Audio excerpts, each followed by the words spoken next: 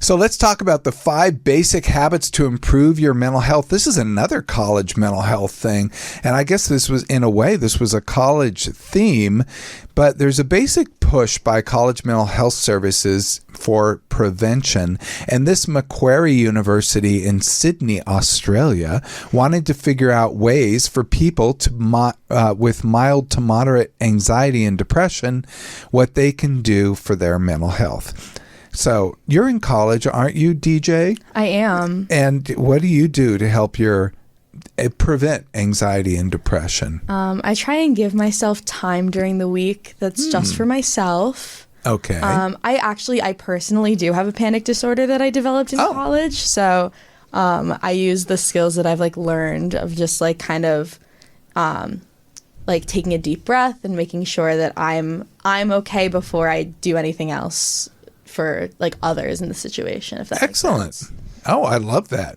You use the model that we teach people from the airplane, which is to place a mask upon yourself before helping anyone else, before assisting another passenger, excuse me. I actually think that's a great model, and that when you do have something, it is good to attend to yourself so that you can be there for other people. So good for you. That's pretty right on. Well, you're going to have to check with me because I thought this study was very compelling. It was done with college students, but then it was expanded out.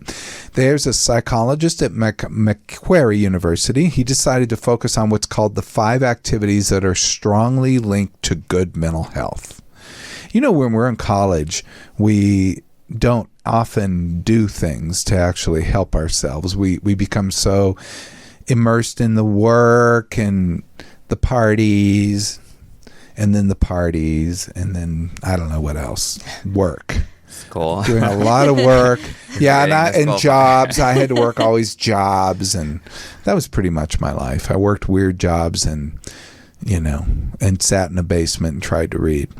Okay, so he focused on these big 5 thinkings that have been linked to improve your mental health. Realistic thinking, meaningful activities, having goals and plans, healthy habits, and social connections. And I'll go over those later if anyone's listening. I'm going to explain the study and then go over them one more time. So those 5 things are strongly related to symptoms of depression, anxiety, and satisfaction of life. And that's based on a wide community sample of 6,200 adults. Previous studies with the big 5 of these things found that at least if you do these things half the days of the week, so basically 4 days a week, 3.5, 4 days a week, it's strongly associated with positive mental health. And it significantly lowers depression and anxiety symptoms. And this has been repeated in Canada and Australia, and with over 20,000 people. Why? I'll say this about Canada, I'll say this about the United Kingdom and Australia. They have these large data sets that are just incredible because they have these large public healthcare systems, and it's why they can really get the jump on us in some of these really meaningful, giant studies that can give us great information. But it's nice in the research world, we can benefit from their findings. So although we may not be able to do it ourselves, we can certainly benefit from it. This study assesses if restricting the big 5 actions of depression and anxiety, they basically look at, did these work? These have been proven to work. Then we're going to take it into a college and we're going to see, are these people, does it work? And they're going to see, what if we take away some of the things and see if it still works? They basically were trying to see, are people going to be okay? Will they develop depression and anxiety? So they found 26 mentally well people. I mean, only 26, but they found 26 mentally well people with no depression, no anxiety, and no mental health medications.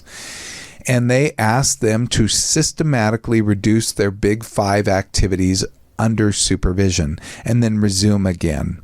And then they measured the impact of those measures of those actions on depression and anxiety. They published this in Behavior Research and Therapy.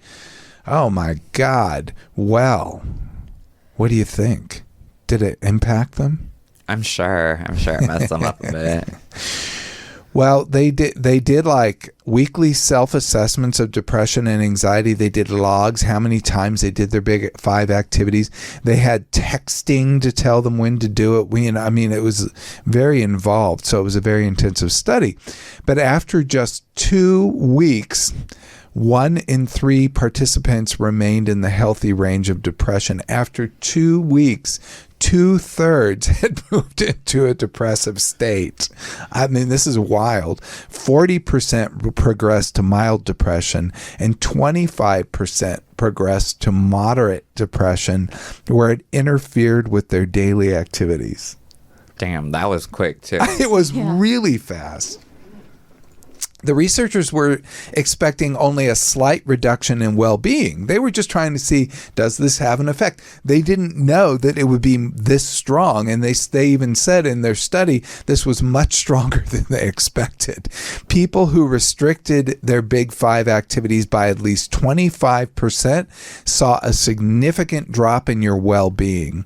And nobody, which was also interesting, nobody said the word depression, even though when you gave them the depression test, the assessments, they came up in depression, but they used words like, I'm struggling. And have you ever felt like that?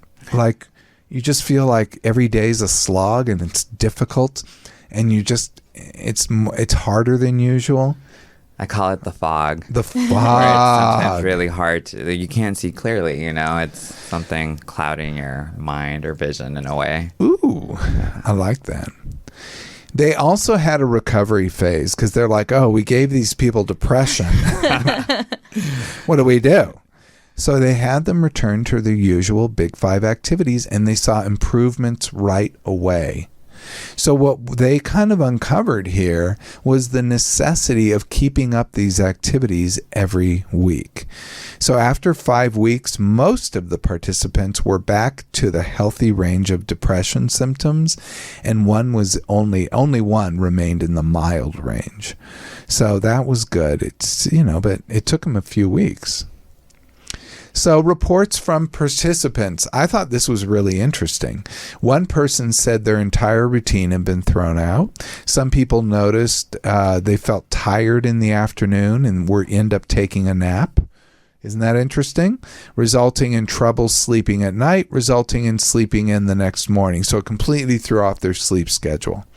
Also, the more they restricted their big 5 activities, the longer it took for them to recover.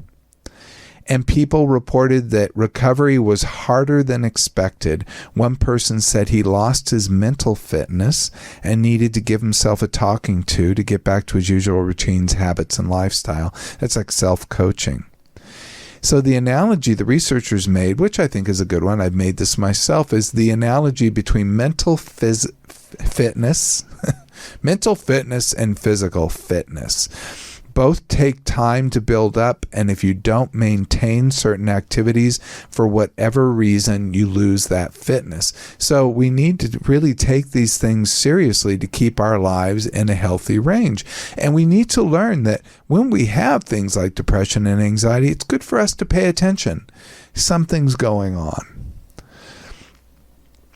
But if you lose your fitness, it's going to take you longer to recover. So let's go back over the big 5. Realistic thinking. Number 1, think realistically about ourselves, the world, and the future. This is an essential part of cognitive psychology. We don't teach positive thinking. We don't have you look in the mirror and tell me, I'm wonderful. We have you do realistic thinking, which is to assess things for what they truly are. Then we also engage in meaningful activities. Well, we talked about this when we talked about behavioral activation in college students. There's a lot of college student study going on. Meaningful activities, sense of accomplishment, satisfaction, and joy, like things that bring you meaning. Sometimes it's your major. Maybe for our DJ Sammy G, maybe it's working the board here at the show. That certainly means something to us. Thank you. It could be also goals and plans. Keeping your goals and plans going, setting and working toward and accomplishing goals. Healthy habits like cooking and eating a regular meal. This is where I fall down. Having a regular bedtime and getting regular exercise. and which I think is probably one of the most important, which is social connections, connecting with family and friends.